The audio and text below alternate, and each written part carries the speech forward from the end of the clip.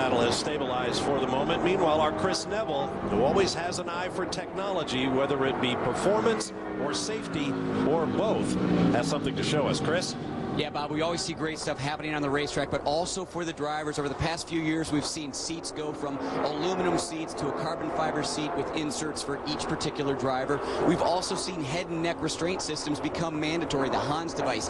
This year, Brumos Racing with Dr. John Galletti and Dr. Mike Smith going a little bit further, trying to really personalize that Hans device. What we've got right here, Darren Law being our guinea pig for us, sitting in a race seat, buckled in, helmet on, Hans device on, but also inside a motion x-ray machine. This machine can take 30 images per second looking at Darren's neck and skull, and what they're trying to do is make this fitment of these tethers really personalized to Darren. These tethers come in 17 to 19-inch lengths, and what a typical driver wants is the longest length possible so they can turn their head, but that really negates what the Hans device is for. It's supposed to be there for stability in the neck in a forward accident. So what they're doing, they're looking at Darren's neck, all his bones in his neck, and as Darren kind of throws his head forward, you can see these tethers get taut.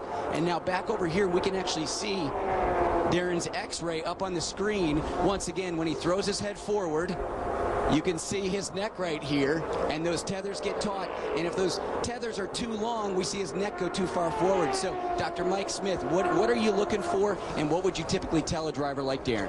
What we're looking for to begin with is when he doesn't have the helmet or the Hans device on, we're looking for instability in the spine, ligaments that are unstable or torn. When we put the Hans device on, we want to see how well that Hans device works. It works excellent, and that's why we have personal fitment for the Hans device, and we can actually see it in real time. We can actually see the neck moving and how well the Hans device works. And that's the technology we're bringing to Daytona this weekend. Now, obviously, this is great for all drivers, but a lot of these drivers have been in previous accidents. Darren had a massive one at Le Mans last year. Looking at those ligaments, can you also see any damage from those previous accidents? Yes, this is the only thing they'll actually see the actual ligamentous damage. Interesting with Darren, we did check him out. He was actually pretty good, and that just proved the Hans device works fantastic. Very good. Well, these guys are grabbing a lot of data this weekend. Many drivers have been through here. They're probably going to have a lot of Cup drivers in a couple weeks come through here. So once again, trying to make this sport safer and prolong the career of all of these drivers.